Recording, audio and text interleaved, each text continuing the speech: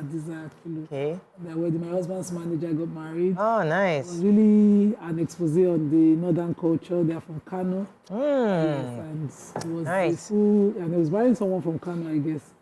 And so it was a full Hausa thing, but I really loved it. I had so much fun. I've not had that kind of fun in a while. I got the opportunity to twin with my madam. Your sister, your daughter. So our clothes for her birthday shoot came in from Alamin. Perfect. Alamin. Beautiful. She's killing it. There's a new dress from Alamin named after me. Oh, So you better fantastic. go and rush and You're going to buy rock it on. And you have an announcement to make, don't Yes, you? I have an Please, announcement to make, but I'm saving it. Okay, okay. Because I'm trying to pack one thing. Okay, This no problem. announcement is For the serious one. this for Ned that you have No, to this this money. Ramadan that we are coming. It's a hot one. Watch out. Watch out, watch out. How you doing, Mariam? How was your weekend? Fine. Weekend was good. Today is my friend's birthday. Jennifer Ogunwu, my Port Harcourt friend. We met during NYSC and been friends since. Happy birthday, and I wish you all the best. You know, my daughter told me, Mommy, I need to teach you how to make friends. Oh, wow. And keep friends. I mean, she really observes. Oh, wow. Children Children observe. observe. Make friends and keep And friends. keep them. I'm like, what? How do you know my problem? Oh, I know your problems. Oh, wow. And I busted. These are our daughters. I'm telling you. Yeah, they I'm observe. busted. Children do. How are you doing, Obiajulu? I'm doing great. Just had a nice time with the kids. They went back to school yesterday, so Saturday was all about them. And yesterday I had to do a shoot for new products, hair products that just came in. I'm going to be marking my 4 years work anniversary, business anniversary, the 18th of March. And I want to be giving out 40 hairs to 40 customers. All the details will be posted on my page. I better soon. be on that list. You better be on the list. Terms and conditions apply, please. Now, you Thank sabi. you. Terms and conditions. Yes, so terms and conditions. does not reach. So that's what we're doing. How was your week? Not bad at all. I think this for the International Women's Month, I plan to give out 2 books a day. Yay! Yeah, please be celebrating. It's not a lot of when Agnes resumes, like, yeah, man, that's 60 books. Like, yeah, I'm giving out 60 books. So we're going to start today. You know, I took inspiration from your live. I've not done lives in a long time. So when Mariam had that last week, I'm like, okay, maybe I should just go back to do this live. So I'm going to start just 30 minutes a day and take a few lessons from the book, just give out the books and just, you know, engage. I'll try to start engaging. Since my daughter said I should make friends, let me just start making the efforts. Which of the friends? The online friends? I don't even know all of the above. Cultivating the friends that are in your... You are really corner. I've moved from the old mode. I've shifted. Gone towards friends, yes. Really? I have. Really? Yeah. Oh, You wow. know Don't mind him. She was what before? Chineke Hey, blood of Jesus, I'll be all But my right. own, is she bad at all? God, see, I like Mariam. Mariam understands the friendship, understands the kind of Yes. person I am. There's some people that are not there. Me and Elizabeth, you don't understand. There's some people that are not there every minute, but the moment you call them up, you know yeah, them they're show. there. Yeah. That's Yeah. you. That's the kind of friend you need. Let's go on a short break now. When we come back, we go to the fun pages of the paper. Stay with us. We'll be right back.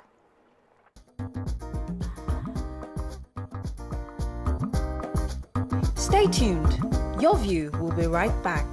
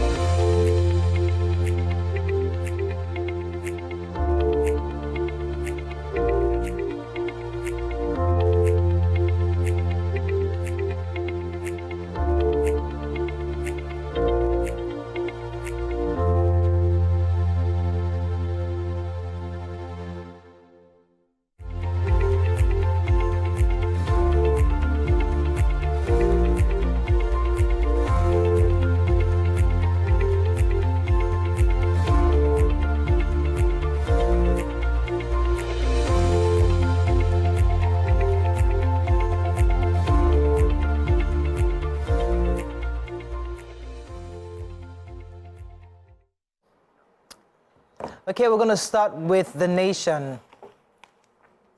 Nigeria clearing obstacles to investment, says president. Cement manufacturers declare 710 billion naira profits. Africa's economy surged despite inflation spike, says Africa Development Bank. Importers get 90-day window to pay duties on vehicles. ICPC quizzes ex-government officials over missing $3.4 billion IMF loan. FAO raises 50 acres of palm trees. Pineapples worth 150 million in Ocean. You're scared, right? Two policemen beaten to death and food looted in Abuja warehouse. Yeah, I have the pineapple story since you're scared. It's not the one that you're scared about. But this is also a sad story for the owner. So they said about 50 acres of palm trees and pineapple worth 150 million were destroyed by an inferno at Royal Farm in Akeredolu village in Osun State. And they said the founder of the farm, Rufus Jegede, made the disclosure at the news conference that was held at the farm yesterday. And he said the incident occurred on Friday. He said he started the farm comprising palm oil production, animal husbandry, and other arable cropping in 2015 after his retirement. And according to him, he had been contributing his quota to ensuring food security in the country. He said they had created employment to over 40 workers because they understood that the government alone would not be able to bear the burden, and so to try as much as possible to reduce unemployment in the country. And before the farm got to this stage, they had been planting lots of things, taking them to the market, which is also helping to reduce insufficiency in Nigeria. And before the incident, they said a minimum of 50 kegs of palm oil were produced per week, while about 500 tons of pineapples were being harvested annually before this unfortunate incident. I just hope that the farm is insured and well-meaning Nigerians will be able to help and see what they can do for him. Okay, which other story, Nation? Was in Qatar, was with his team, and they're looking to bring in foreign direct investment from Qatar. They are he reassured the Qatari government that they are going to remove every clog in the way for investments. He says this is one of the best places to invest and is the best for returns on investment. In his words, he said, I'm here to assure you that the reforms are going on and forget whatever you have heard in the past. And they signed a lot of agreements on education, mines and steels and minerals. And we're looking to the gains. Qataris are outstanding when it comes to agreements. I don't expect them to be like some countries when they come here to invest in the way that they would treat the land and the people. I'm hoping that this one works out. Okay. I have Africa's economies surge despite inflation. So the president of the African Development Bank Group, Dr. Kiwumi Adesina, they said this week during the bank's annual luncheon for ambassadors and heads of diplomatic missions, as well as representatives of international organizations. They had this in Abidjan, Côte d'Ivoire. And he said that despite several challenges, including rising inflation, climate change, geopolitical tensions, food insecurity, and rising debt, Africa's economies have continued to grow faster than the global average of 3%, demonstrating resilience. So he said that it is forecast that Africa will account for 11 out of the 20 fastest growing economies in the world in 2024, and adding that 15 African countries have posted output expansions of more than 5%. We also, they gave breakdown per Nigeria, Kenya, and Ghana, and it looks like, the Nigerian GDP grew by 3.46% year on year. The economic growth in Ghana, on the other hand, has slowed down, and they're saying that they're really grappling with worst economic crisis, for a long time. Their cedi currency has gone weaker, and and there's so many other things, And Kenya, since economy has grown by 5.9%, and many other. These are the three countries that were highlighted, and I mentioned them really because sometimes when we're talking about our country, I hear us constantly comparing to Ghana and saying, "Oh, we're worse than Ghana." It's important that we do better, but also be aware that there's gains. It's affecting everyone, and even the Ghana is going through some issues right now. But that does not mean that we should not keep working and making our economic indices better. So, yeah. So, cement, the report here is that Nigeria's three big guys, that's Dangote Cement, Lafarge, and Boa Cement, recorded over 710 billion naira profit in 2023, a significant upsurge in sales and considerably higher prices lessened pressures on operations. According to the report by The Nation, say total sales by the companies rose from over 2 trillion naira to 3.076 trillion naira. Many had applauded the federal government, who had threatened to break the monopoly being enjoyed by these three big guys, the domestic manufacturers, by allowing importation of cement, saying this is significantly cheaper in neighboring companies. So what exactly is your problem in making it quite expensive? So the minister had threatened to open the borders for importation of cement just to get them to reduce the price, because it skyrocketed from about 3,500 to about 13,000. Say, what exactly were the indices you used in getting these kind of upsurge? However, quite a number of people have applauded the government for this, and we're hoping that we should see some significant changes in the coming weeks based on the directive by the federal government. Moving on now to the Punch. Tight security at Nema stores as hoodlums loot FCT warehouses. Report Nigerian officials demanding bribes, Tinubu tells Qatari investors. Reps ask airlines to refund 14 billion naira COVID-19 funds. Senate summons CBN officials over 30 trillion naira loans. Tumpolo canvasses more crude output. NAF destroys illegal refineries. Driver in custody for killing 10-year-old with vehicle. Iconians as Obasanjo Adeoju envoy grace the Punch 50th anniversary dinner. Okay, which story? Okay, so the deadline to linking your NIN to your SIM card expired over the weekend, and of course, the number has gone up. Yeah. They have over 40 million telephone lines now barred from the telecommunications operators, and the numbers have increased from 28 million with additional 12 million who failed to respond. So if you're experiencing it, you know what to do. Yeah, I have a sad story here. 69-year-old commercial bus driver Waidi Sahid is now in police custody for allegedly crushing a 10-year-old, identified as Chukwudi, to death at Igomu Mile 2 Expressway in Lagos State. And they said the accident happened at 8:30 a.m.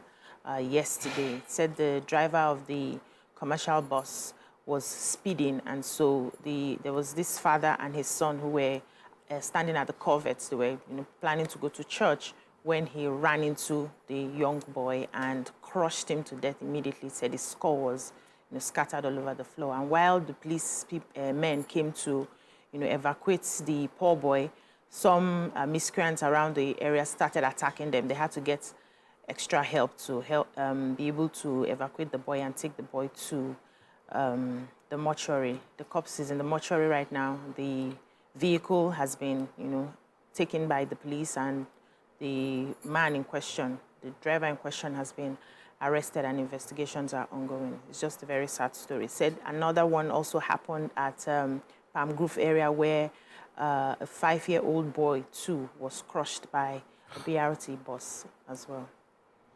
Okay, so let's see how much time we have.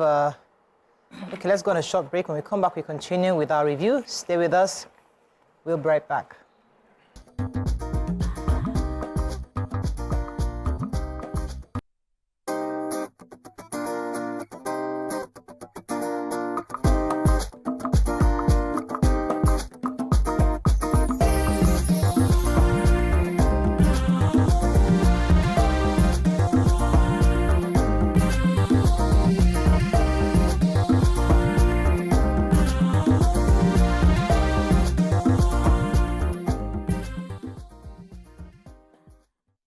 Thanks for staying with us. We're still reviewing Punch. You have a story? Go ahead, please, Maria. I do. So the House of Reps Public Accounts Committee has issued a 1-week deadline to all private airlines operators in the country to account for the sum of 4 billion naira that was given to them by federal government to tackle COVID-19 pandemic, or refund same in the absence of justifiable evidence of how the amount was spent. So the committee is chaired by a member of PDP from Osun State. And on Friday, they had resumed investigative hearing into alleged mismanagement of COVID-19 intervention funds by MDAs. And the committee is investigating over 56 MDAs for alleged mismanagement of intervention funds. So it's just to say that airlines have been giving 1 week to give them exactly where that money went, how it was spent, and if they can't give that, then refund the amount of money that was given to them. All right, so I have the story concerning the Nigerian Air Force said on Sunday they had discovered and destroyed 4 illegal crude oil refining sites at Krakama and Terakiri in areas in the Niger Delta region. Reacting to this, the Niger Delta militant leader, government Tompolo, has expressed worry over the state of the national economy as a result of these thefts. He said we have to guard against greed and saboteurs of the nation's economy. He said that he will strive to ensure the increased daily crude by checking the output and checking the oil theft. Tompolo's company, I recall, was engaged by the federal government to protect the pipelines. So our economy is in dire need of survival, so we cannot fold our hands and allow some people to sabotage the nation's economy because of greed. And if you recall, I think former President Obasanjo said that 80% of our oil is being stolen. Mm-hmm. So what we're getting is really, really minute to come with what we have capacities for. Moving on now to Daily Sun. NIN BVN Bank sent fresh reminders. Why Southeast won't protest against Tinubu, says Omahi. Reps move to strip president, governors power to proclaim and dissolve assembly. Cooking gas price to crash as NLNG begins sale of LPG in Naira. Abuad law students shine at 2023 bar exam. Serap sues Tinubu over failure to probe missing $3.4 billion IMF loan. Nigeria signs multi-sectoral agreements with Qatar. Nigeria-India trade volume may hit $20 billion over aim by economic city, says investor. Okay, which story? Serap yesterday said he had filed a lawsuit against the president for failing to probe the $3.4 billion loan that was either missing, diverted, or unaccounted for. And it says that this lawsuit was in line with Section 16 and of the 1999 Constitution. However, a source told the nation that a probe was already in progress. So ICPC has launched a comprehensive investigation into the $3.4 billion loan. It began the probe after it reviewed the report of the Auditor General of the Federation. Investigators are trying to establish if the cash was missing, diverted, or unaccounted for. And then the documents relating to the loans have all been retrieved from the CBN as well. A few people have already been called in, to be quizzed. They said that 2 officials from CBN and 1 from the Accountant General of the Federation have been quizzed over this amount of money. So it is already an ongoing investigation. So it's, even though Serap had taken the case to court, it was, it meant that the investigation has started anyway. So we'll see what happens. So the House of Reps are looking to amend Section 63, Sub 3 and Section 105, Sub 3 of the 1999 Constitution to remove power from the president to proclaim the House, the National Assembly, into existence, and also dissolve the House or the National Assembly. So one is for the state governors, one is for the president. Let me read it because I see whereas I don't understand. Somebody I thought it would be like that. Independent so that section makes it mandatory for a governor or the president to proclaim the House open. And so you see some state governors, like Yapo in the state where I'm from, where governor decides, say, no, they do. Okay, he's not going to, okay, yes, I remember that. So they're now trying to move that power to the clerk of the House. So that, there's no such power. I think it's for more autonomy and independence. But I like the details. It has passed first reading. They're going to second reading, and then there'll be debates on it. Another interesting law that I heard that is related to this. I can't remember what it is, but there are some interesting laws these days. So, yes, I'd like to. Let me looking into being a lawyer. Yeah? Are you looking No, I'm not. Please, I am staying on my focus. In my lane. Minister of Works David Umahi said yesterday that the people of the Southeast have no reason to join other regions of the country to protest against the president. According to him, he said the president has resolved to solve the incessant farmer-herders clashes which contributed to the insecurity within that region and stopped and affected food production that caused hunger in the land. He also said that the hardship in the country was cumulative effect of the actions and inactions of previous governments, which the current president has begun to solve and resolve. He averred that Tinubu-led administration favored Southeast greatly because they appointed sons and daughters of the zone to positions of authority. Umar explained that the administration has been doing many projects in the region, and with all these, the area has no justification really to join those protesting against the president over the hardship in the country. So he urged people of the zone not to be lured by any group or region to protest against the president. Yes, so 2 riot policemen have been beaten to death and 2 others injured by a mob at Ipeshi in Akoko-Edo local government area of Edo State. Said the victims were identified as Inspector Brownson Brown, Inspector Abubakar Fakuk, Sergeant Taye Ujiefo, and Sergeant Elisha John. And all were attached to Police Mobile Force PMF 19, Port Harcourt in Rivers State. So they said Fakuk and John were lynched to death. Brown and Ujiefo were receiving treatment at Ifelola Hospital, Igara, Akoko-Edo. They said, according to the story, that they have started after the policemen who were on escort duty with the former state lawmaker Emmanuel Agbaje were attacked by a mob for killing a motorcyclist, a woman, and her child with their vehicle. So they said Ipeashu youths, according to the sources, went to the office of Edo State Security Vigilance Network where the policemen were taken and overpowered them, beat 2 of them to death and injured the remaining 2. The 2 injured policemen were now rescued by vigilance members and their service rifles were recovered from them. So they said the chairman, Akoko-Edo Local Government Council, Tajuddin Alade, condemned the mob action, and he have declared the 2 persons involved, or the persons involved, wanted, and they would be identified, arrested, and prosecuted. The Edo Police Public Relations Officer also confirmed the story and said that investigations will be ongoing. Sorry for the people, the policemen who had lost their lives. So rest in peace. Moving on quickly now to Vanguard. Let's thank the story of not taking. FG fights inflation, mops up 5 trillion naira. How Oshoba facilitated my emergence as Allah cases of Bagbadebo. Nigeria-Qatar signed agreements on education, solid minerals, and others. COVID-19 probe, refund or account for 4 billion naira, reps tell airlines. Misinformation undermining military's fight against terrorism, says CDS. Only implementation of agreements will stop nationwide strikes, says NLC. And Abuja residents break into government warehouse. Okay, which story? Should I take the same? Okay. Okay, I wanted to take the one with the ruler, the paramount ruler, the Alake of Egbaland. Do you have that story? Okay, so we recently interviewed him, so I just was attracted to his story.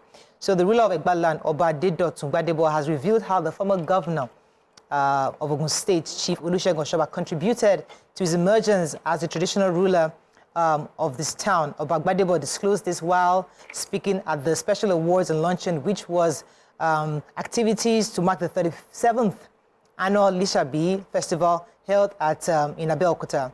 The monarch said that the former governor was the first person to call him to tell him to start preparing for the stool because he was going to become the next king after the passing of the former Oba. He said, I want to appreciate the role the Chief Olusegun Oshoba has played, who was the first person to call me to get prepared for the throne after the passage of my predecessor. Okay, any other story in Vanguard? Yes, I have this happened in Jos, the Chief of Defense Staff, General Chris Musa, who was at the Jos a national convention / retreat on civil society military partnership in mitigating crisis in North Central, organized by the Middle Belt Journalists Forum. This is a retreat that's been held, and they're looking that the results of retreats like this will bring about peace, or different ways, to bring about peace in the North and the Middle Belt areas. During this retreat, the Chief of Defense Staff, who was represented here, said that one of the problems they're having in the military is fake news out in social media. He says that undermines all the hard work that they're doing. He says we have resolved to be part of a sustainable effort to clear either the misinformation or effects of fake news, especially in social media, which is largely accountable for the wrong perception of the military and the escalations of killings in the region. He says also that we've listened to your complaints and will address them squarely. That's regarding insecurity. The soldiers you see fighting for you are your soldiers. They need your support, especially in the information area. So he was just trying to say that, we should be careful with the sort of news that we put out there and consume.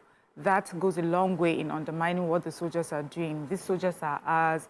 He also mentioned that there's a neutrality that soldiers have wherever they are. They are just for Nigerians, plain and simple. And, they need the support of the host communities wherever they are. We also have other stakeholders who were there. I want to take this person particularly, Professor Sampson of the National Defense College. He's saying that something has to be done about the insecurity in the Middle Belt. He said the food basket is empty because of all that's happening around, the attacks, the header-farmer clash, all these things is causing food, the food insecurity that we have as well. So this is something that has to be tackled immediately. Okay. I think that's all we can take on Front Page Review. When we come back, on to our hot topic of the day. Stay with us. We'll be right back.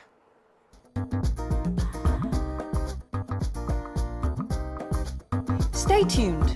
Your View will be right back.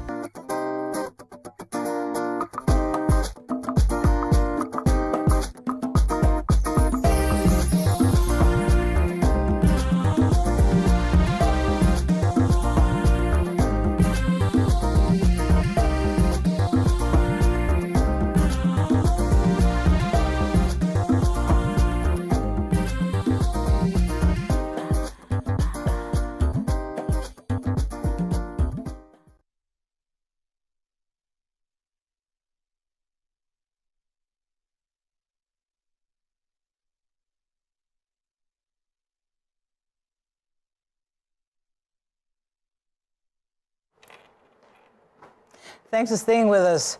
So, experts have blamed social media for mass failure in WAEC and others. According to experts, they said that the mass failure of students in the WAEC and other national examinations has been attributed to social media, which encourages wrong spelling during exams by the students. This was said by the National Coordinator, Achievers Spelling Bee, Noel Dauda.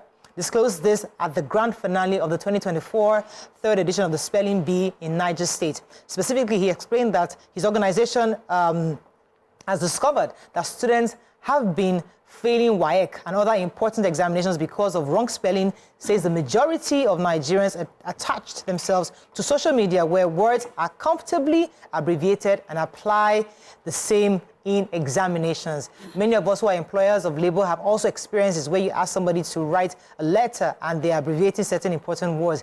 Please, PLS instead of the full word. We've seen this all the time, but what are your thoughts on this? Because it's a new world. Some will say this is bad for the future. Others will say it's the reality of the future, that we can't continue to judge new knowledge with old techniques, that it's not important for you to have things done how it used to be, because as long as you're communicating and the receiver understands what you've communicated, the job is done. What are your thoughts on this? You can call us on 081 0764 1679 0902 4164 63440. You can also tweet to us at TVC Entertainment.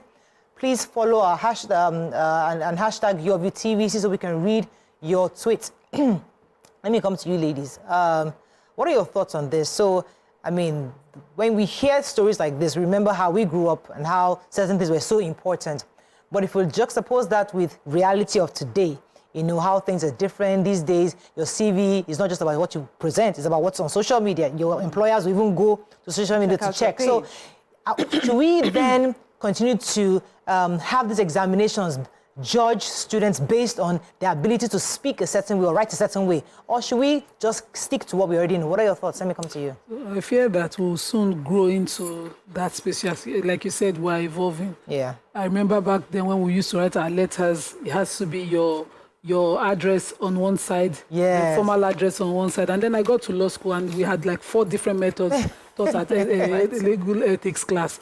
And we had, till date, I write my letters addressed on one line. Yeah. Straight, I don't have time to be going up and down. So things change. Yeah. But what I cannot understand is that, we cannot lose formality when it comes to addressing certain things. So the way we write and all of that in our ease and amongst our friends, there are different methods. And you see young ones just abbreviate so much. Those days, we used to abbreviate in our notes, and we know what we abbreviate. It is you that know what you're writing. But when you're writing to others, you write the proper English. Most people don't even know anymore. My husband warns me all the time. He say, this your Jennifer English that you like playing. Because I will be talking, and I'll then switch and say, you are affecting my kids. They will not understand the difference. You know how to do all of that. But these kids might think that's formal. And you need to maintain a standard at home. And I see it now happen everywhere. People, young ones will write to me. I made someone take dictations. And I read what I was given. I was like, did you just write this to me in a law office? Are you being serious?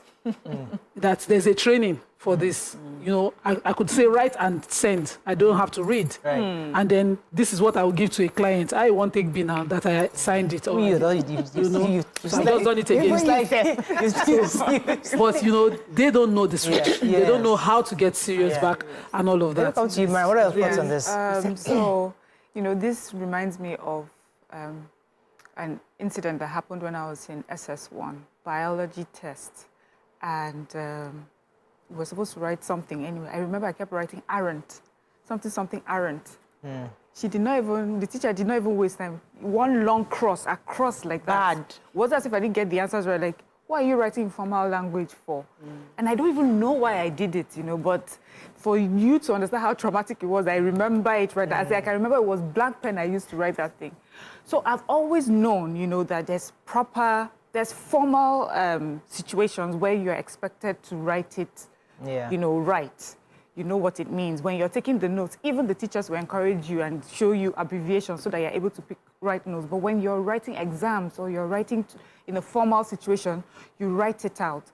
It used to bother me so much that my younger ones, who are much younger, when they send you text messages, like for me, it's so serious that when I'm sending you text messages, I'll write it out. I've gotten people who have received my text messages and I'm like, it's so well written. I'm like, I did not know that there's a difference, but you know, I take pride in it. I feel there's nothing, it doesn't take away anything. Instead, it adds to, you know, who you are. It shows that you think about what you're about to do, you show some form of discipline. But when you just write anything, it shows that you're not, you know, for me, it shows almost a lack of discipline. And I've seen people who, because they have done it so many times, they don't know when to stop. They find themselves in a big problem because they are typing in shorthand or misspelling. So the shorthand has now become misspelling for some people because the people, the next generation, have learnt just the short spelling. You know, they have not learnt it how it is meant to be. And then there's now this conversation of what does it really matter? It does not matter now. After all, we're all in the same class. You're not even more brilliant than I am. You know, you're right about that because when there's some courses like in math or, you know, there's some courses that do not really expect that you should write out everything. And so people would say, well, I'm better at this. It does not make me any less intelligent because I'm spelling it out this way. But going forward, I think we should be able to just put out the difference between what's formal and then what we can get away with amongst friends. Let me come to you, Bisi, because in this new era of the emphasis on skills, you know, nobody's talking about, it's not about too much English, it's about the ability. So we praise the Chinese coming to our country, building houses, doing stuff. It's not about what you're able to write or you're not able to write. So we are trying to get people to leave the formalities and focus on our needs in this new world. So it's like we are putting one leg in, one leg out. What exactly do we want? Do you think we should begin to accommodate the way people are, this new generation, how they've chosen to communicate and not be so forceful in ensuring that they do it exactly how we were raised growing up? Okay, so a few months ago, my daughter was chatting me on the phone and she was using a lot of abbreviations. I was not having it. Is it me you're talking to like that? Why are you not spelling correctly? It's when we were chatting, I said, no, you don't do that. You need to be seen as someone who is disciplined, someone who knows what they are doing. So if you're writing in English, write correctly. If you're writing in Pidgin, Even in the Pidgin, write it correctly. Even in Igbo language, write it correctly. There's what they call the basics and standards, and that is more like a foundation. It gives you that foundation. When you now get to a certain age where you, like you explained, where you can balance it and flip in between both, now we understand that you have the ability to do this right, but you can also choose to do this the other way, and that's okay. But the problem for me now is that we are not enforcing the standards anymore for our young people, and that's why a lot of them are misspelling. A lot of them cannot even write application letter. Those of us who are employing people now, you tell them to write something for you, you can't even read what they have written. We are missing the standard. We're not saying don't do the other way, because we understand now that things are becoming, information is everywhere, things are shorter, and people want to do it faster. But you can, I think we should begin to see life as this and that. You can be this and be that. And as young children are growing, we, the parents and the teachers, have a responsibility to hold them to that high standard. When they are of age, they can now choose to. I can write in Igbo, I can write in Pidgin, I can do abbreviations, though I don't like it. If you're sending me text messages and you write it to me, there's a certain way I look at you, I will not take you serious, because I'll see you like someone who's not ready to go the extra mile. It's about patience and perseverance. And we are rushing these young people. We are not allowing them be grounded, because that's what stands you up. So if, for instance, you want to be a mechanic, no, listen. Even if you want to be a mechanic, right? There are places you would enter where you have to pitch for people to invest, maybe big investors and all of that. You have to package yourself a certain way. So you tell the children that this is the packaging we're helping you get now. So that wherever you find yourself, even if it's akara you are selling, you'll be able to package yourself in a way that you will be respected and you will bring respect to that particular career. So nobody's saying don't do the other type of work, informal work that you're doing. But there's a way you come into that informal sector, having a formal background that just gives you an edge. So I think that's the way we can catch these young people. So my question is, who is creating the standard? Because we always said it also on this table, that Western education versus our own education, how do we rechange and rework and even remodel what's been taught to us? But we're talking to a new generation that they are making their own rules. They're setting their own standards. So what you call standard for them is not necessary, because what they're saying is that it's not about how I communicate to you in writing, it's about what I'm able to do. It's about my skills. Okay. So I'm saying that as we are moving forward, saying, okay, guys, I can bring in the geek, who can fix my computer, who can do everything properly. He doesn't know how to write a letter. So for him, I'm able to solve your problem. It's not about writing letters or spelling right. Then the geek will go with his knowledge, because he can't document it proper language. Yeah. You know, this standard. Communicating to his colleagues, who understand his language. Who will document for him? Do it like this, do it like that, next thing, but put it in a book. Write a textbook on it. He can't. And that's where, we cannot belittle knowledge. We can't, we cannot. But the standards are not ours to set. It's somebody's language we are copying. There's a standard to every single language. I remember when learning Yoruba back in school, the Alawiye text, there's a way their letters are written. In proper, it's not the Yoruba that we watch in the movies. It's proper, I would say very, very standard Yoruba. You spell correctly. When you're doing your translation, before you interpret. So there's no language that is common. That is anyhow. Every language. Recently, I'm teaching my kids numbers in my language. And so I kept doing it, and they sorted out YouTube. They found out that the Esako language have about 9 different types. So somebody was counting and saying, Ela, Ela. And I said, it's Aya, because I'm EBA. And I said, okay, there's EBA standard. I'm teaching you. Use this one. This is ours. Because every language, the Queen's English is Queen's own now. It's and so we had to meet up her standards when we were writing our own exam. And the WAEC is an exam body maintaining the Queen's English standard. So if the young people now create their own standard, which exam body they want to write the WAEC? Now I discuss, but discussing their low performances, especially in the English language. So Mara, should WAEC then review how they are grading these? How they are grading. Okay, so before I answer that, let me just make some clarifications. I do not like it when every time we compare our own local language or education with Western education, make it seem that we don't have a standard, that we don't speak proper grammar. Hausa people speak proper Hausa. There's a difference. My grandma sometimes used to make fun of us. She'd be like, what kind of Hausa are you speaking? Please don't take it outside and go and speak. the books I had as a child, Magana Ajari Che, it was well-written, proper Hausa, you know, and I hear, you know, I've met some Yoruba people, even from the way they speak it, I know that this person is speaking it in a way that this is an educated Yoruba person, you know. So we have standards on both sides. Pidgin, remember, is an abused English version of English. So that shows that it was spoken by people who were trying to understand a language. It wasn't that this is how we speak even our local language. So let's put that aside. Even us, we have our standards. So we would like to see that standard in everything that we do. Concerning WAEC, so the truth is about the world is that many words keep changing. There are some words that we use right now that when you check it against like maybe old dictionaries, or if you go to check like the beginning of it, they'll tell you this was not how it was used, or this was not how it was spelt. So life will happen. Some things will become regular English. There are some words that are Nigerian that are now found in dictionaries, but it takes time. So you will find yourself, depending on the generation you are, you might find yourself at the cusp of when it's changing and the exam bodies have accepted it. Yeah. But if you find yourself in a generation where they are still telling you cannot, it's not accepted, then you better, you know, be aware of your times. There used to be a time when we went to school that if you speak your local language, you call it vernacular, and then you'd have to pay a fine. Yeah. Now we're encouraging everywhere. We're sitting down at tables and discussing how we should encourage our children to speak. So the times that we're in now, there are some things that you cannot get away with. I'm also worried about spelling and not spelling correctly, because there are some jobs that you do that requires you to spell well. If you spell wrongly, you may kill somebody. Yes, so. You know, so in that spelling, please do it right. It shows that you are paying attention to what you're doing. That's it. Let me go on a very short break. When we come back, we continue with this and wrap this up. Stay with us. We'll be right back.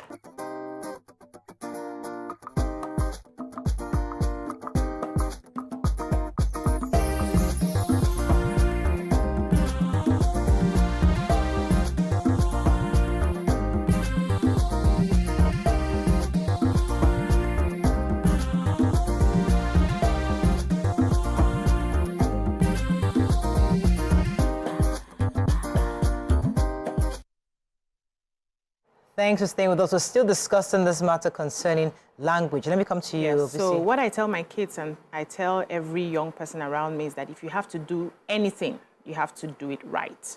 Because to function effectively in the society, you must learn to play by the rules. Every society, every language, everything that you're doing has its rules. And to get to a certain height, you must play well by those rules. Now, if you don't like the rules and you want to create your own, then you can set yourself on that path and understand that you are swimming against the tide. It's going to take you a while to get it, but till you get it, for you to get those things done around the rules that you are creating, you must follow the rules already on ground. So the emphasis is we, the parents, must also watch what our children are watching. We must pay attention to how they are writing. We must pay attention to how they are speaking. We must correct to the best of our ability, and the schools are also doing it. If your results come home and your English language is not good, we are going to have a tough one with me, because for you to be able to get into the university to do any course, you need English and mathematics. At least that's the basics that I know, and you must get it right. So if we insist on that, of course, I had my son a few days ago speaking Pidgin very well. I was so impressed. You know, but I didn't tell him. I just did well, he understands that it's not allowed. But I was happy that he was able to. And the idea is that get children who are all-rounders, who can function effectively in one sport and also get into the other sport. So when they're with their friends and they're Gen Z, they can use all of their slangs. But when they're talking to me and their father, they have to speak right. And, you know, so that they are able to play in all circles. And then let me take this call from Festus. Thanks, Festus. You're live. Good morning. Good morning. I quite like what you are discussing, but I don't agree with Morayo. Society must have standards. Yes. The same way we started by saying, is it good to enforce moral punishment or whatever in secondary school that time? And today we are paying for it. There is moral breakdown. The same way now, social media has come. social media didn't say we should abbreviate. You can customize your phone to your own abbreviation. You can decide to spell things rightly on your own phone. It is whatever you customize your own phone to. That is what is going to be given you when you are typing. And so there's no standard rule for, abbreviation. So people are using it among themselves. But when it comes to normal writing, formal writing, you are looking for application or for job, and you want to write application, you cannot abbreviate. Yeah. And when you want to sit for exam in English, you must write properly so that they can use it to judge you. English is our language. Yeah. They have their own standards. Yeah. So we must write to get whatever we want. Then when we are talking to one another, you can decide to abbreviate within friends. Thank you very much. While he was speaking, I was trying to remember some data, which I don't have right now. But the point is, as I said, there's a lot of evolution going on, right? And we're not trying to change the standards. We know what is right and what is wrong. But the question now is, do we have teachers even checking for right standards? Our teachers, do they even know the right way of speaking, teaching these children? Because many of them don't even know how to teach. They don't know the right thing. They don't know right from wrong. So we are having issues from that end also. Press my button. When I was in primary school, when you would write for the day, you put dates on your book. My children don't put dates, and they get away with it. Once you put in your notebook in front of your teacher and there's no date, they just cancel it. You'll be wondering what it is. You go and look and you realize you have not put a date. Sometimes I go through my son's notebooks and I don't see dates. So that's one. But then I don't see that the teacher cared. Yeah. I don't see a place where he says, why did you put a date or cross it? Or no date. And then there are times when I was growing up, when you were given homework, you go back to school, you do the homework. It will be marked. If you failed it, you do the correction and it will show correction immediately before you do anything else. They don't do that anymore. So who is maintaining the standards? Yes. I don't understand. The teachers, is it that they too, they did not learn the right things? Sometimes I feel like I wish I could be a teacher, but a teacher's teacher. You know that you're nurturing a teacher's teacher. We need to push for these standards. It's important. But nobody wants to teach anyone. Everything else. So if you don't pay attention to writing your name properly or writing the date properly, when you go to sit for an exam, you lose your paper. And that's it. You don't pay attention to doing it right, you get into a career and then people lose their lives. Or you're supposed to build a house and you build a house with stairs leading to nowhere. We've seen those sort of things. That's because we don't pay attention to details from when we were young. And I think teachers have a lot of work to do in that regard. They are more to blame, but parents also are the ones who suffer it. So I don't want to raise a child who's writing WAEC like 6 times. Go for it. No, I don't want to. So you better face the standards now. I was saying to my husband, these kids must be ready for exams at the age they are now. Exams used to give us this heartbeats. When we grown up. If I used to have exam fever. Put out the exam. You'll be sick. So I don't want that for my kids. I want them to easily. So that's why we decided to teach them the English language at birth. I learned other languages, English, but I learned English in school. We're teaching them English now so that they can comprehend firsthand what teachers are teaching. They can sit into exams and be able to express themselves. And then one teacher will not check and write no date. We used to write no date on my own notes. I never wrote dates. So they will put no dates and I'll go back and check. Once you see red pen on your book, you just know you're in trouble. But we are evolving more. And that's the problem. As time evolves, standards will evolve. Very soon, these people who are saying that social media kids will outnumber the serious long neck mothers and old school like us. And then the standards will become the standards. We didn't have words like severally, day before yesterday, day after yesterday, and all of that in the English dictionary. It was in my that they announced it. Next tomorrow. Yes, next tomorrow. So they announced them. We continue to use them till the English dictionary added them. And words will evolve. So maybe we should be learning their language. You see these Gen Zs, when you work with them, my husband works with them and he's always complaining. He doesn't speak their language and it takes him a while to understand. What yes. And they outnumber him in the department he's in. So you get that over time. I think we should. Let me take this call. We're going to wrap it up now. Kimpia from Jos. Kimpia? Kimpia. Yeah. Yes.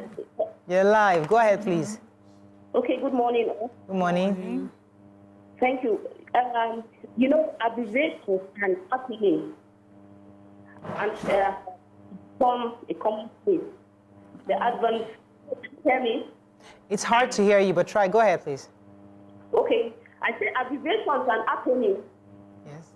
and shortened words have become a common place with the advance of computer, most especially in Nigeria. Okay. Now, the solution still goes back.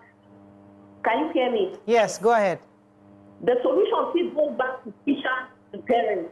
Teachers and parents, yeah. Mothers are already doing well. Kudos to all mothers.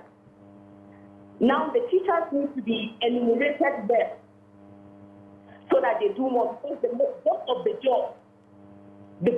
job actually really lies with teachers, even though parents are still trying to do their own. So I think that thank God they even have a mock exam. So the mock exam, the students should check after mock exam to see if they're actually ready to sit for the bigger exam. Thank you. And WAEC is not a local exam; it's an international exam with West Africa. So you can't determine, you can't change the date. You have to just prepare for it. So I think we just need to take try to ensure the parents and teachers work together to fix this. Because as I said, this Gen Z is a new world out there, but we need to remind them that even though you are flying in your own world, you must retain a certain standard. We have not talked about that we're dealing with ChatGPT. Yeah, that's a whole another conversation. Have you done your homework? Yes. And then you are reading message that you know there's no how you wrote it. Wrote that. It's not possible. And they're having this problem internationally too, all across the world. ChatGPT has really come to take over. So there's a conversation for another, but I think in a nutshell we can wrap up on this. Pretty much we're hoping that our teachers and parents take proper attention, because WAEC is not something you can change or alter or beg them or apologize. You have to do the exam right. And we have to also let these children know that it's one thing to have those colloquial languages, but there's also the formal language, which is key and crucial for their future. Let's go on a short break now. We'll come back, move on to the next interesting topic. Stay with us. We'll be right back.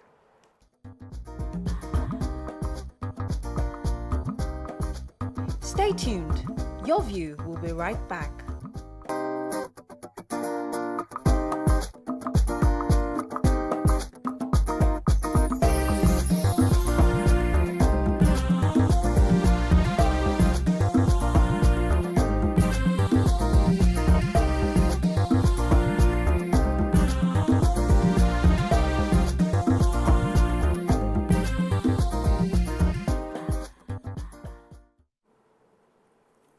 Thanks for staying with us. So, President Bola Tinubu has signed an agreement with Qatar, the Emir of Qatar, to improve cooperation in 7 sectors of the economy.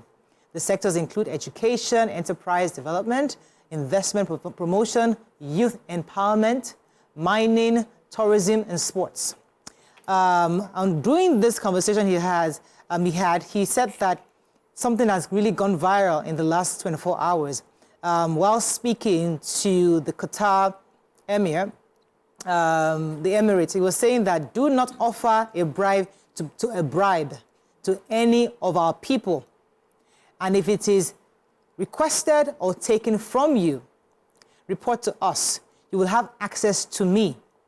He said this to the Nigeria-Qatar Business and Investment Forum in Doha on Sunday specifically.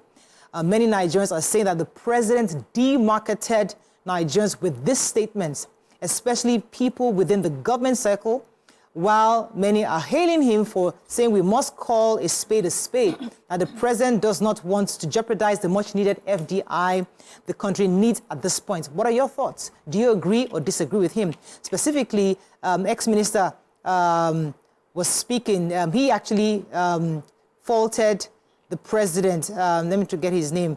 It was the former minister of aviation, Mr. Chidoka, specifically faulted the president, said that he totally demarketed us with that statement. What are your thoughts? You can call us on 081-0764-1679, 090-241-63440. You can tweet to us at TVC Connect using the hashtag YourViewTVC, YourView on TVC, and you can also stream live with us on YouTube at TVC Entertainment. Follow our Instagram handle at the ladies of your view. Would love to hear from you.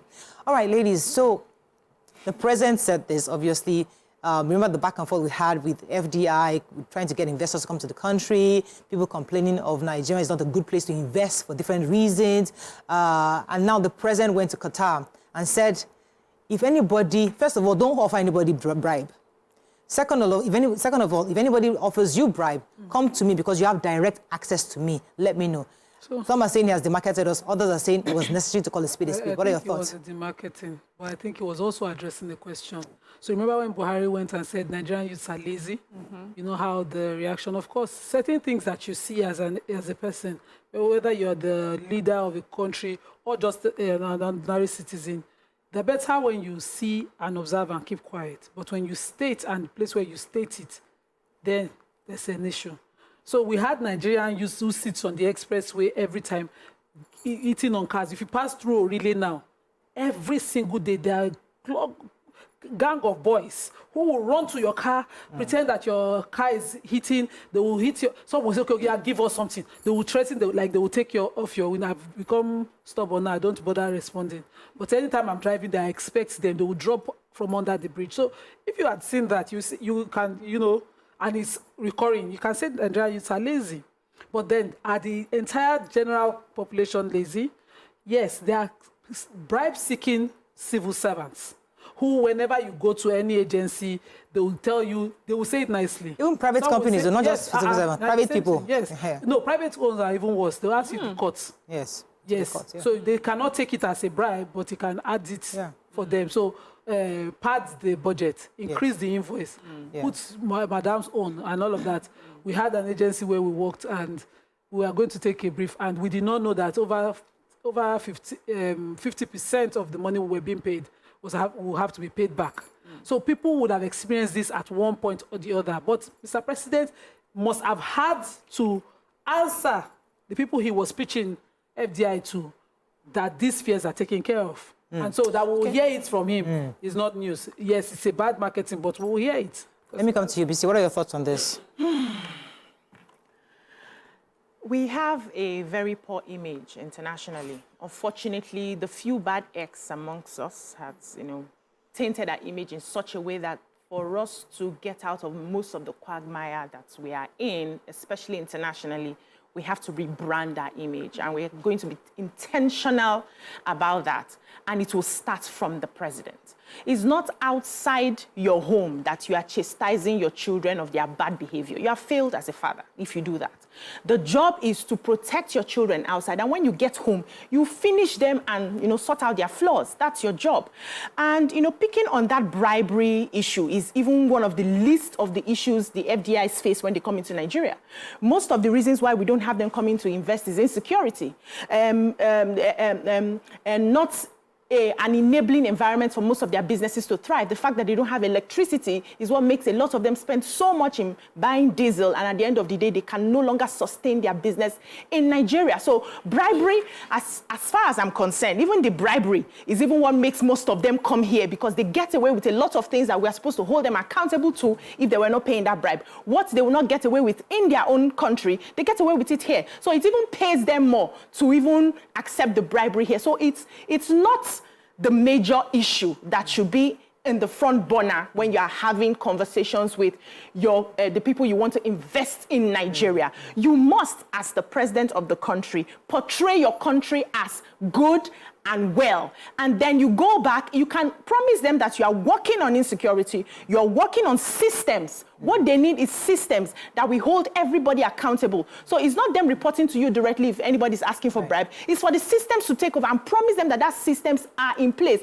And also make sure you put those systems in place. So it's demarketing as far as I'm concerned. I hear you. Yeah. So I'll come to you in a second. So you've said a few things that there are other factors, not just the issue of the bribery. That one is but nobody can fix anything in one fell swoop. Yeah. You have to take it stage by stage. So the president will tell you we're putting policies in place to address some of these things you're saying. I'm working on insecurity. And we're also saying this small, tiny thing that you just meant, we are also helping you to fix it, where we're ensuring that if anybody does it, tell me, I'll fix it. Don't you think he's being blunt, sends a message to the FDIs, to these investors that this person will sort that out, don't you think? How many Americans or American presidents have told us how badly behaved their people are? We travel all the time, we see them. They don't tell the international markets. They don't do that. In their own local stations, when you travel, you will hear all the issues that they have. They have panels across different stations analyzing issues the way we analyze here on a daily basis. We don't get to hear that. When you're presenting yourself, representing a country, you must put your best foot forward. You can tell them, these are some of the issues that we have and we are resolving them. But to blanketly say, you know my people now, they can easily ask for this or report to me. You are telling them, you are further, what's the word now? Admitting to them that the poor image they have about your country is actually true, but you're working on it. I don't think. Let me go to you. I don't think it's good. Right. Okay, I understand the sentiment. Yes, the sentiment about the demarketing. So that's why for me, I was really looking through the script. I wanted to see context. And the context, and first of all, so I tried to compare with Buhari's Nigerian youths are lazy. And in my opinion, it's not the same, what the president said. So at this particular meeting, he was addressing fears that investors have working with Nigeria. So this has come up as one of their fears. There are bottlenecks that they deal with when they are doing businesses in Nigeria. Whether you paint us with red or white brush, these are the things we have dealt with when we deal with Nigeria. And then he addressed the fears. He did not come on that and say, you know what, let me just say, my people, bribery and corruption is their #1 name, but you got me. No, he was addressing a question. And so for me, it's unfair to say he was demarketing. I think he was blunt marketing, pro-marketing. Because he said, see, this particular time, we are prepared, to take out any bottlenecks. And he says, let me read it. It says that the president assures international business community that Nigeria is ready for serious business. His administration will deal decisively with any and all entrenched interests in the country who undermine investor confidence. So it's not only about the bribery, every other thing. And, the president was he India? I can't remember when he met with Indian industrialists and they had complained about some of the things. And he says that many of the things people have mentioned here is not peculiar to Nigeria. You are doing businesses in many other countries. These are issues that you will find. But in this particular case, it must have been brought up that bribery is some of the things that they have dealt with, and he responded to that. I think it's unfair to just remove it like that and make it seem that our president just made it about bribery. You know something? Now, as Nigerians, we have all agreed that this is a problem that we face. Yes. And it's not only with international investors, even our local investors. So the only part of this conversation for me would be, if the foreign investors can report to the president, please, the ones who can they report to? So that's where I would agree now with BC, where it says it has to be about systems. But I can understand the language he's using to foreign investors because he's dealing with them directly. He's the marketer that's going to meet them and say, this is how you deal with me. And I'm hopefully, when he says that at the back of it is that there are systems now that will be put in place, because I'm sure he does not expect every investor to knock on his door and do this. So I do not think he was something happened over the weekend. Like that fact is perfectly a good example for this conversation. So my son was throwing around a whip, and it hit one of my neighbor's sons, and it cut a really bad wound, like terrible. Wow. I came home in the evening. My husband and I came pretty late, and unfortunately they had already gone to bed. So I saw the picture, and I was like, oh my God, this is horrible. I sent a voice note to the mother immediately. And I'm so sorry about what my son did, but I'll see her in the morning. So Sunday morning, as we got up 7:30, I rushed my son. I carried my son. He hadn't brushed his teeth. Stand up, we're going to XYZ's house. We got in there. The mother and son came downstairs, and I checked it, and I was horrified. Oh, God. It was such a horrible wound. So I asked him what happened, because I already heard my son's version. I asked him what happened. As I was trying to speak, my son wanted to speak. I said, no, I'm not here for you. Don't say a word. I came here to ask him. He tried to explain to himself why he was still talking. My son wanted to come in. I said, no, Michael, I didn't ask you any questions. Don't say a word. I heard him. When I heard him, I apologized to him. to what he did. And I let my son apologize to him and apologize to the mother in the presence. Now, we went home. I sat down with my son and listed out all the punishments. You're ungrounded, all the stuff I told him, about 6 things. I sent that thing and I forwarded it to the mother. Here are the punishments I'm giving my son based on this. And he's going to write a letter to your son apologizing. When my husband came home, he said, Mara, that's your own part too. I have my own part. He took a belt, carried my son to the person's house, took him while there were visitors there. Everybody, his family and friends, he whooped my son in their presence, in front of Joel, in front of the little boy. I don't want to mention his name. In front of the little boy. And said, I'm beating him because what he did to you was wrong. You also, you should learn. Don't play rough. Even if you mess up, I will also beat you. In front of him, he didn't even look at his parents. I will also beat you exactly the way I'm beating my son. He whooped him in his presence. The idea is, in the presence of the way you did wrong, I am coming to you and saying, I will embarrass my son. So you understand that this thing is we're taking it seriously. So if you look at it with this situation, the president is saying, I am coming to you. This is a serious matter. I am also in the presence of my people. I am saying, if they bribe, if you ask for bribe, come to me. Yes. This which I'm saying. And you also said, do not offer. Don't offer. Because we will not, we will not offer and do not accept. If anybody demands it of you, come to me. You know, that for me is a bit, you know, I'm on business side on this, a bit preferential to the Qataris. The Indians do business here. In fact, there are some these country people that I don't like to talk, that are popular in Amuo, whose businesses are costing the people, not just the environment, but normal lives. Okay. Pollution and extreme that I cannot even stand. But when they do business here, the system allows them get away with their abuse. You know, I would like that it was a general statement like, I will not allow this happen to anyone. I think that was already. But no, he was addressing the Qataris and saying, come to me, preferentially. That's why I hear it. If everybody can access the president at some point about what they have experienced with the system, then we are dealing with them one after the other. That's why I have a problem with the NLC. The NLC is preferential to issues with them alone. Whereas NLC can say, these are not working conditions for our citizens. They cannot be made to work under these conditions and compel those companies, even if they are foreign direct investment, to create better working conditions as it will be in their countries.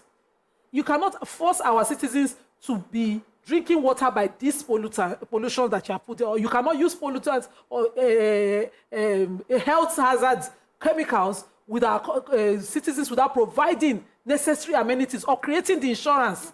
You know, so those kind of statements worry me. That, you know, you're one head no better past the other. You know, I don't want that kind of statement. I want a blanket statement. Wait, what if everyone he said it in India? What if he said that, but just didn't make the news like he did here? It's possible. Maybe I had some close meetings. So we shouldn't assume. But we know that the fears per investors are different. The Indian outing, let me just answer, was a question on changing policies. And saying nearly every administration will come with a different policy. And I say, even the American people are talking about policies change, so don't make it a Nigerian problem. But with this one, it's about bribery and corruption. Yes. They don't, and they address it. And your story makes the, you know, it's a good analogy, which is, me, I've put myself as the person that you should hold if something like this goes on. Now, you know, one thing with news is that we take a sentence and we make it look like he didn't say anything before and after. For what he said, it was a good outing. He marketed us well and he's put himself on the line. So if the Qataris, you know, have any problems, you know how sometimes we have problems in Nigeria, we say, it's not the presidency, it's the cabal. It's not the cabal. It's the people around the cabal. You say to them, there's no cabal. There's nobody else. It's me. I stand. You come straight to me. And I think that when it comes to this conversation, not what do they say about giving a dog a bad name? So, you know, that's what I feel. Yeah, so that's what I feel. I would have preferred. I would have preferred that, you know, in explaining how we have got it covered, how the government has got it covered in terms of eliminating bribery and corruption, that he went with data of, you know, how many people have been caught so far giving bribery and what sort of punishments they had gotten. And he puts it out there and he says, from so and so time to so and so time till I got into this place where I've been able to catch so and so people trying to take bribe from even people who have invested in the country. Yeah. This is what we have done to them. We have shamed them. We have named them. We have done this. We have done that. So you have no fears. We are working on it. It will be different from saying, I know even if they come to you, come to me. It's different. So you are achieving the same thing, but your manner of approach is different. And the manner of approach that I hinged on is the labeling. Yeah. Because at the end of the day, it's the labels that will fly out there to the international people. They are the ones that will pick up. Of course, we know that everything Africa, the Obodo Igbo people, do not really want it. They don't want our progress. They don't want they want our minerals. Yes, they want our minerals, they want our resources, they don't want our progress. Yeah. So they will pick on what you have said now and keep it here. So that every other Nigerian that they see, you people have the capacity to take bribe. Meanwhile, they are the ones who looted, they have been looting, they are still looting till tomorrow. Okay. But they are not branding themselves that in any conversation at all. So come with data to show the work that you're doing. You just to hold these people. To hold these people that we are working to make it easy for you to do business. You just told me that. I'll come to you. Okay. You just told us now in a few minutes ago that in certain countries or US, there are local conversations. We don't hear about it. So they could be criticizing themselves. You don't even know. Of course, they are. They are. But they don't go to the international market to criticize themselves. Right. They sort it in-house. Yes. Okay, so he... for their branding. You know, in response to you, that what you say you would have expected him to have carried with him, he says that Nigeria will no longer be defined by the past, but what we do now and moving forward. Do not let perceptions become a hindrance to your will to invest. We are removing obstacles today, and we're going to continue to remove obstacles. We have done so much within 9 months, and I am assuring you it is free entry and free exit. Your funds will flow smoothly into and out of our country, bring your investment. So he answered that. No, he did not answer the question. Let me finish. So he may not be able to go with the data that you're speaking of, because whether we all like it or not, we don't have that data. We don't have he cannot use that as a marketing, whatever, right? No. Okay. I know where I'm going. He cannot use that. It's not a powerful marketing, whatever, to go with now. How we have run business in the past administration. He cannot use that. He can use what he's done in the 9 months that he's been as president. And in this time, investigations are going on, whatever. When finally, if another situation comes up and he's able to bring it, then he can say, these are the people we've investigated, these are the people that we have locked up. But right now, he's saying, so far, this is what we have done in 9 months, and I can assure you. So if it was a committee of corruption sitting and, you know, I don't even expect him to carry a whole, whatever, corruption portfolio to sit down to do marketing for investment. It's none of your business, but I can assure you that so far this is what we can do. Let me take this call from Oluwaseun. Hold it for a minute. Done. Good morning, Oluwaseun. Are you there? Yeah, good morning. Go ahead, please. Yeah, good morning. Good morning, ladies. Morning. Wonderful conversation. I respect all the submissions, but I will go with Miriam. Miriam, thank you very much. You know, you actually pulled that out of context. Yeah, I will say this. It is, you see, what he has done is right. It's in the place of business. Investors want to know how truthful you are. You know, this has happened before. Richard Bradshaw of Virgin Atlantic, you know, we used to have, you know, Virgin Nigeria. Let us go and read about him, what he said, why he pulled out of Nigeria. You see, this investor, they know our system. They know all of these things. And they want to see how truthful we are. And if it's coming from the presidency, that, guys, don't worry, we're going to take all these bottlenecks, all these concerns, we're going to remove them. Now, if anyone comes to you, explain, if anyone comes to you for bribery and all that, report such incident to me, to the presidency. It's not that, okay, all the investors will now go to the president directly. You know, it's to the presidency, and they will take action on that. He has not been truthful. You don't want to see how truthful you are. And that is it. You know, we ourselves, even Nigerians, go to X space. I will demarcate Nigeria. I will tell all of these guys that, you see, it's also difficult to do business in Nigeria. Yeah. So they know all of these things. Yeah. And then VC, America has a system. America already has a system. Let us go back to those things that they didn't have that system. You know. All right, So thank you very it's much. not Which is a what matter Biz of- is saying, that we must build systems to help us check these things. Let me come to you, Nima. So, two fears I have. As an someone who voted and campaigned for the president, you know I have a lot of respect for him. But if it is not right to me, it is not. I don't think that that preferential reassurance was necessary. What would have been nice is that we had a system, as BC said, and we were able to show 2-3 major examples of prosecution happening right now. The Qataris don't need you to tell them. They need to see it. Yeah, action. You know? So we need to, if it is a fear any country has, the system must be put in place to ensure that they know that it will be taken care of. Imagine you trying, after you have brought in billions, to access the president. Yes, the president might say you have direct access to me, but we know how these things work. Exactly. So I don't want to be crossing the chief of staff, the clinic of staff, the vice. I don't want to meet all those people that know somebody to be able to get that justice. Yeah. That's one on one side. Then number two, when we tell investors, I had this problem under the last administration, when we tell investors we're taking care of obstacles and impediments, we're also telling them that, sometimes the way I see it, the standards will be dropped. I personally do not like that when it comes to anything that will involve mining, taking from the ground, that will remove standards, obstacles. Yes, let's deal with criminality. The criminal side is there. But the standards must be that you will mine until this place and the environment will be better off for it. Yeah. And the people will be better off for it. True. The people will not be... I don't want to wake up and Nigeria is a Congo. And we're talking about mining here.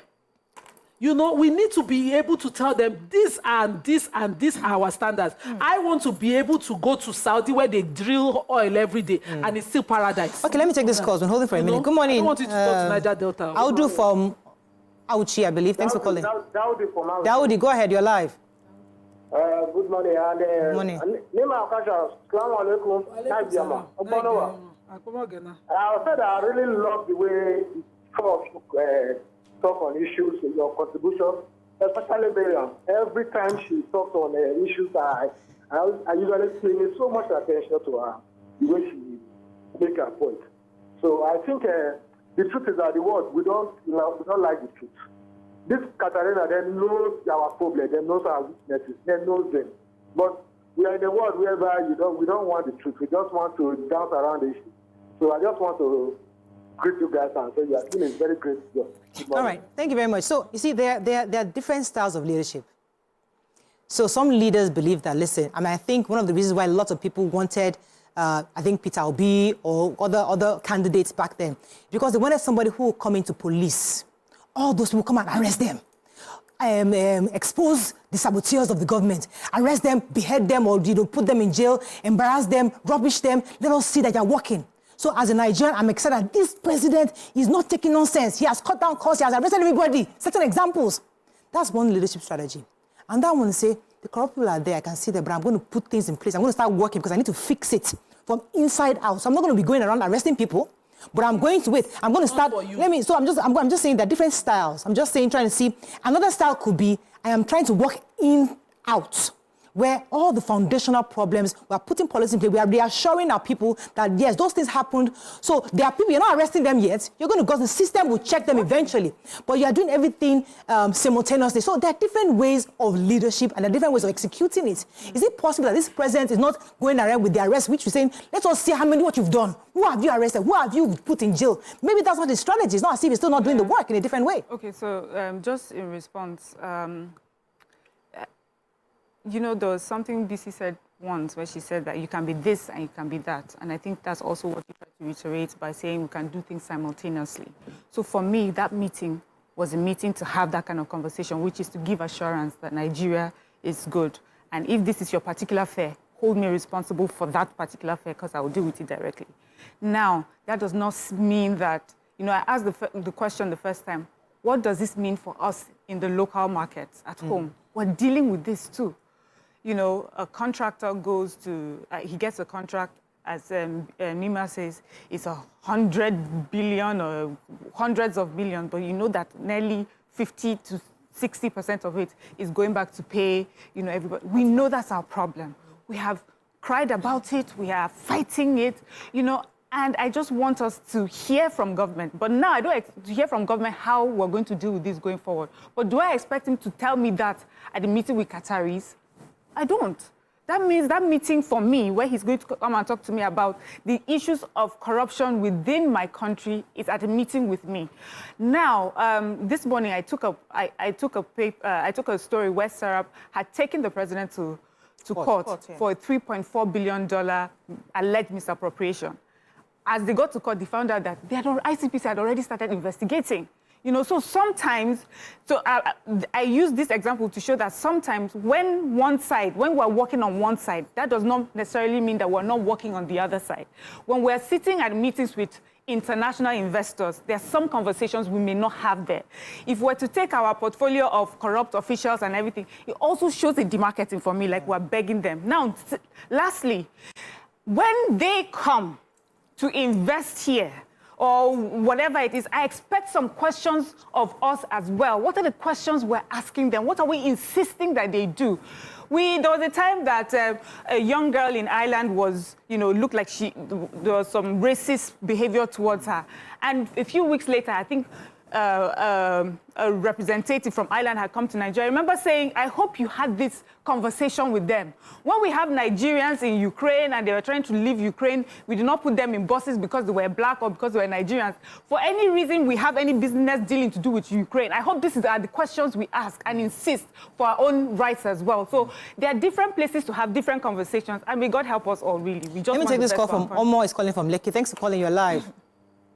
Hello, good morning. Good morning. Please, I just want to say this. Concerning what you're discussing this morning, if you look at it, I'm just surprised to hear that, the president is going out and asking people to come and invest in Nigeria. Because if you look at it, so many companies, all the hard work of so many past governments, companies that have been in this country for decades upon decades have left the country. Even the ones we have on ground, we've not been able to hold on to. So how are we going to ask others to come in newly? Please, that's just my own angle from that. That's a different conversation. Okay, yeah. So those companies that left are mostly West companies. But you see the Arab countries are doing well. Those countries are also having economic crisis across their countries. In the UK, the inflation is massive. Yeah. They are complaining, things are happening. And when these companies are leaving, they've left every country that they are producing and is giving them, they cannot, break even. And it's not only Nigeria. But you see some countries who have not entered international market, who are doing well on their own. And those are the countries the president is poaching. India, yeah. We are talking to Qatar. We are not talking to UK again. Yeah. It's not America, it's Qatar. Yeah. So this is different money. And a president should be seeking those kind of funds. Yeah. If one fund go, another fund comparison me. Yes. Nothing happen. Yeah. So I appreciate what the president is doing. He promised he was going to do this, and he started from the beginning going around seeking for foreign direct investment into the country. And we're hoping that very soon we'll start reaping the benefits of all of these investments. I would just, ask that his team help us, in packaging our country properly to the world. We must pay attention to labeling. Most of we talk a lot about the Jewish nation, right? Everybody, says the Jews are very intelligent, the Jews are very rich, the Jews are very this. It was proper packaging and labeling and marketing that they did over the centuries. They were deliberate about it. Can we get to a point in the country where we begin to clean up our image? While we're doing the work on the ground, we are cleaning up outside, and at some point, everything will merge together. But we cannot keep, putting ourselves in a negative light and cleaning up and thinking that at some point it will merge. We must join the energies together. So we know the problems that we have. Yeah. We face the problems. Nobody is lying to us here that we are not that kind of people. We know, right? We are working on it. The president is working on it. We will get there. But to the outside world, can we package ourselves in such a way that our best strengths, we actually have very good strengths here, that it's what is projected to the world, so that at that point we're also cleaning up our image. Nigeria is great and we are going far, but we must be intentional, everybody, including the president. I'll come back to you because something comes to me, but let me take Amos. Good morning, Amos, you're live. Thanks for calling. Good morning, Sister Murai. Yes. Good morning. My name is Amos. I'm calling from Michigan. I've been listening to your conversation. So I just want to respond to this that he says that what the president is saying is not right. Anyway, he's just saying our own view, in my own opinion. So he's saying our own view. What is bad is giving them assurance that come and invest in Nigeria. If there's any officials that ask for bribe from you, report them to me. And it's not the same everything for the investors. The same everything. By the way, she was responding. As if, like those people that are during the electoral campaign, those that are against Mr. President, and others, they are talking of their own opinion. I'm not disagreeing with you. The government is assuring the investors, and some people depends the market in the country. What kind of how is it the market in the country? Thank you very much, Amos. This shows your views, so we like to express our views in different ways, and that's what makes the conversation richer. I was going to talk the issue, one second, I was going to take the issue of, do we think we need drastic measures? Because, I've always advocated on this table that we need some executive orders to behead, castrate some people, raping children. We need some drastic measures just to set things, to reset our brains in certain areas.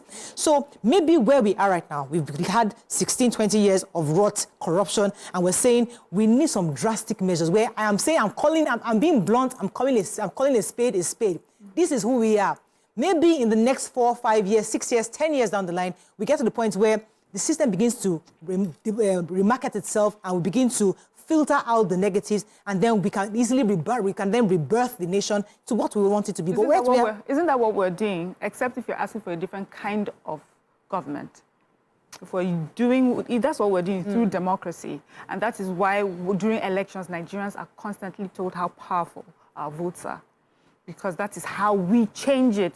Except if you have a different form of government where Ghana did it under Rawlings, I think. Yeah. Went and he killed a lot of people, except if that's what we're asking for. When I said drastic measures, I said that this kind of conversation, this kind of strong conversations is a drastic measure because no country, no president, just like you said, shouldn't go out and demarket and negatively spew that. But maybe it's a drastic measure today of saying that out as it is, because that's where we are today. That's what we had a president who was marketing the country at some point, and he decided, because of the feedback of corruption, to create the EFCC. And so we had an AFCC Act, and they brought out that department from the police and set up a full agency. So we know that, drastic measures would be that you had a full department giving autonomous powers, a special court, and all of that to hasten the trials, to speed up things, and we'll have more prosecution numbers. And it will not be the small one like some people criticize the NDLEA as speaking small boys. We have not caught the major gang, the kingpins. And we can have more strong measures like that. We have some. Let's have a few comments on social media, please. Emmanuel says, beyond the demarketing, Mr. President confirmed that we lack institutions to handle graft and corruption by saying they should report such issues to him. You must understand that it's not people's personal goodwill that protects investments, but strong functional institutions. Wow. We cannot emphasize the need for strong functional institutions enough. If not for strong institutions, Trump would certainly have had his way as U.S. president back then. It is not about strong personalities, but strong institutions. Oh, I like that. I think that's a perfect response to you and even to BC, because it merges both of you. Saying it's one thing to tell us you can do it, but it's not about you. It's about the system and institutions you put in place. Fantastic. Good point about the marketing. I get it. But don't these foreigners already know? I mean, before they come here, they read reports from advisory agencies, and everything is laid bare. So was the president wrong to offer them a solution? To support Miriam. Okay, let me take Tunde. Sorry, I'm busy. Nima. Tunde, thanks for calling. You're live. Sorry for keeping you. Good morning. Good morning, sir. Go ahead, please. Auntie Nima and Nebra. Please, my point is this. I don't know why people are trying to twist everything that Mr. President is saying. We are building this country for the betterment of the nation, not now. We always say that, the president is sleeping when Buhari was dead the other time. But this man is saying, report this thing to me directly. What do we have why do you have a problem about that? I don't understand. The democracy is the government of the people, by the people, and for the people. What are the people doing about this thing? We need to hold our government accountable. What I expected you, the media, both the electronic and the print media, to do is leave embassies on the point that Mr. President is saying. and ask Mr. President that you promised the foreigners. If there's no foreigner, nobody will get job. People are graduating, no job. Let's change to what Mr. President is doing. Let's be advising him instead of criticizing or everything, every step that is being made. We talk about the governor, we talk about the local government chairman and the councillors. None of the print media or electronic media in the media houses that's being emphasizing on that particular, and they are getting money. Yeah. Every part, they are getting money. They have increased their money. And no media is talking about that. And we continue suffering. People are dying. Everything is happening. And Mr. President is doing his own bit. Please, ma. You mentioned it. Thank you very much, Tunde. We mentioned it last week that some stations, that's their strategy. That's their marketing strategy. And they are making money. And it's a season. And it's okay with that. So that's, if they choose to demarket the country continuously, that's fine. Some will call it, what's the word I'm looking for? They call it journalism. They can even call it, there's another word I was looking for. But I think people just need to understand that we will always have two sides of every side. Simple. Right? How you receive a message is different from how somebody else receives that message. One message can mean several different things. It doesn't mean one is wrong and the other is right. It just means that from the lens that we're seeing it, this is how it's coming across to us and we can understand it. Now, in having a conversation, you are breaking it down. I'm listening to Mary and I'm like, okay, I didn't even see it this way. I'm listening to Nima and I'm thinking, oh, I didn't even see it this way. They are listening to me and saying, okay, we didn't even consider this aspect. That's how that conversation should be. So it doesn't mean that one person is against the administration because the person is saying this or the other person is supporting them. We are not biased in any way. We have no card. I don't know I'm not carrying card for any political party in any way. I'm just having a conversation as I see it. And also, the media houses across the world, some will support, some will be against, and it's all okay. So we see how Fox News does, we see how CNN, everybody's different. So the same way, we all can't be the same. The trend on X, we know that if you're for the country and you're not causing this place, you are in the minority. And his point is that when you now find a journalist who should have an influential position to do things, be running around the numbers on social media and, clouting and saying everything that is only acceptable there on national TV. You can't even think populist views. You can't even think. You're always playing to the Galleria every time as a journalist. Point like that. So I understand this point. For me, one thing I love about our table is that when we come here, there will be differences. Definitely. And there's always an opportunity to learn. I never leave this place without learning something new. See, if you are on a table and everyone, just you learn nothing new at all. So this is and then usually every opinion that has been expressed here, there are a group of people that are standing behind it. That is how that they see it. Finally, what I love about our conversations here is that we show how we can disagree without tearing each other out. And that is what we want Nigerians to do. We can be different, we can have different opinions and have civil conversations. Civility. So let me take this call. Hang in there. Yemi's been holding for a minute. Good morning, Yemi, you're live. Yeah, good morning. Good morning. You see, what Bola Tinubu said in Qatar was not new. I need volume. What he said in Qatar was not new. In 1990, our Super Eagles became very, very strong team in Africa. This man, Ihomu, told Vesterhoff that come directly to my office and deal with me. And that was why our Super Eagle was so super. So what he was saying, the system is very, very bad. Somebody must do something. And if somebody is doing something, okay, come to me and meet me directly in case there are infractions. There will certainly be an infraction because it's like, I don't know, maybe Africa has a factory problem.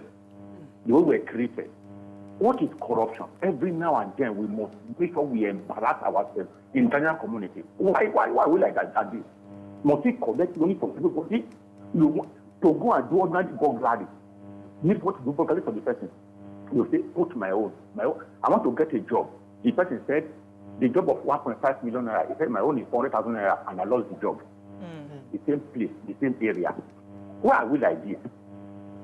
It's a bad syndrome for this country. Thank you. Thank you so much. Let me take this. Go ahead. Sir Choku's was said, it's quite easy to have this conversation in retrospect and begin to fine-tune every part till it satisfies our appetite. But it's important we are fair and deal with the issue with context. Many things were said, and generally it was a good outing. I also think it's quite ironic we're talking about the president demarketing when the majority of what he said was assuring the investors that Nigeria is a good market with a vibrant industrious workforce and population.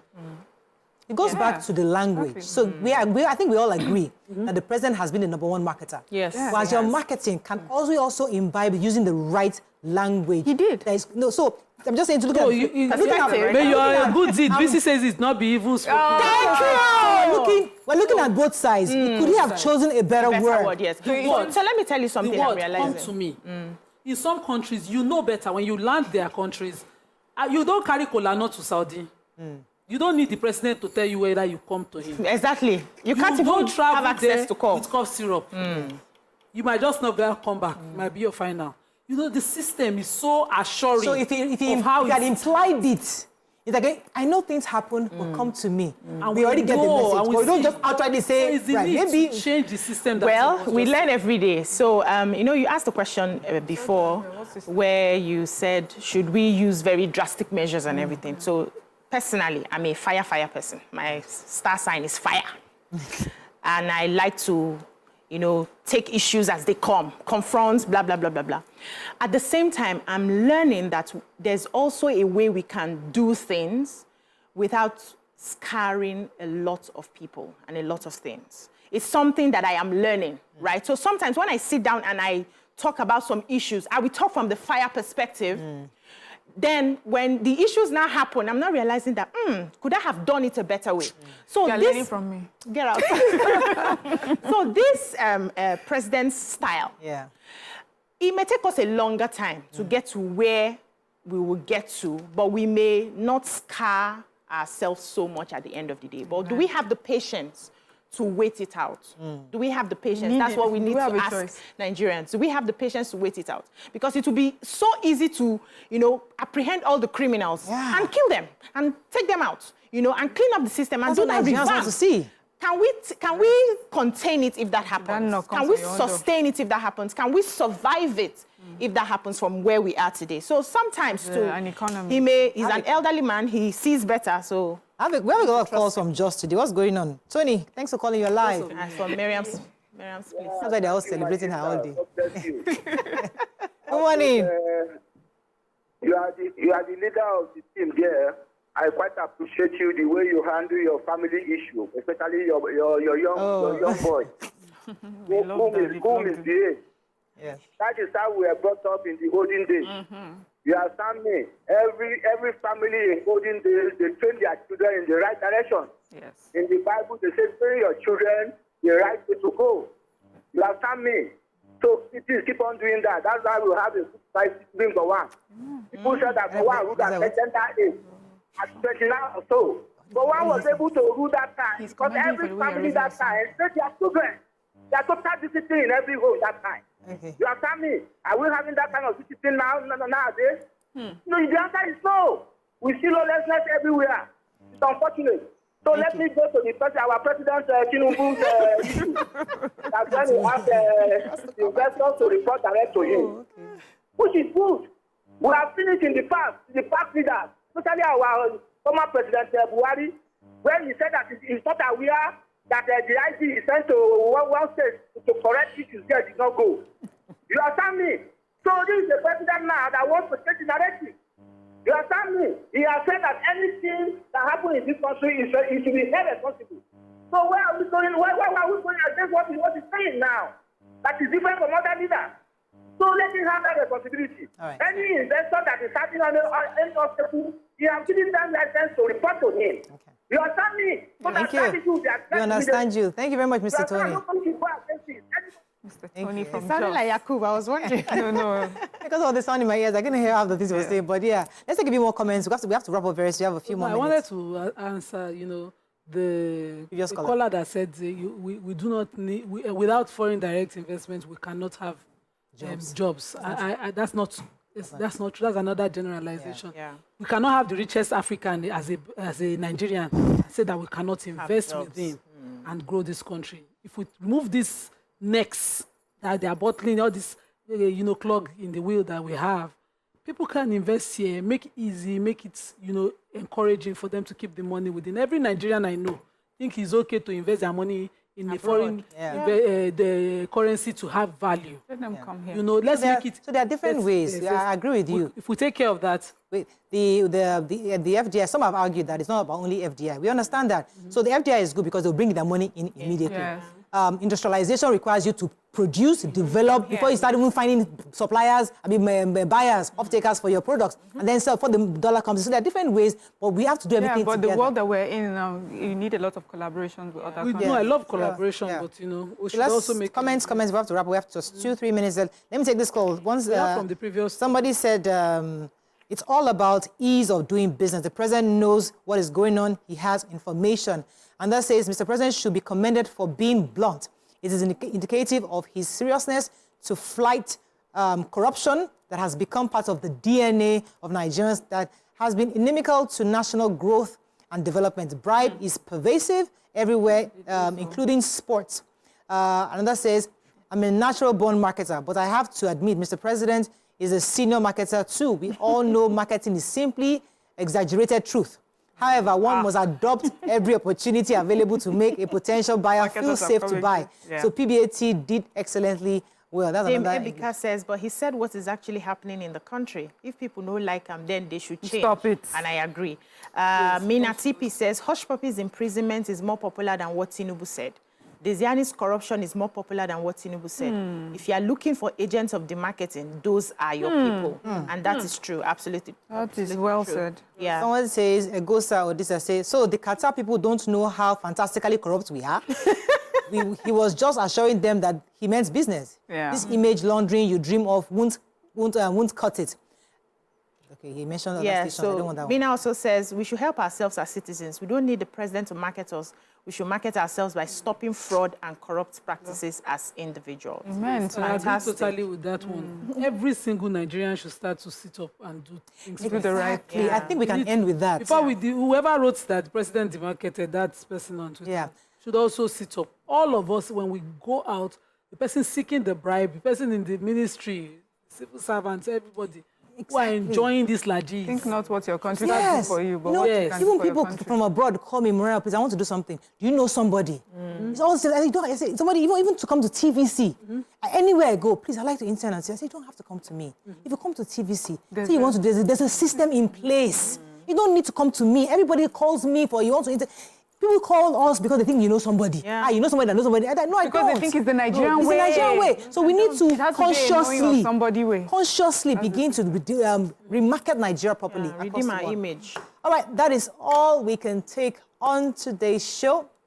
Have a fabulous day. It's International Women's Month, so we'll be doing lots of celebration of women this month. We're inviting lots of great women to come on the table with us and just have a conversation. What are we doing to include and cause inclusion amongst women, because the theme this year is all about inclusion. And we'll see what we can do to ensure that women are better empowered. See you tomorrow. See you later, and we'll see you tomorrow. Tomorrow? Tomorrow, of course.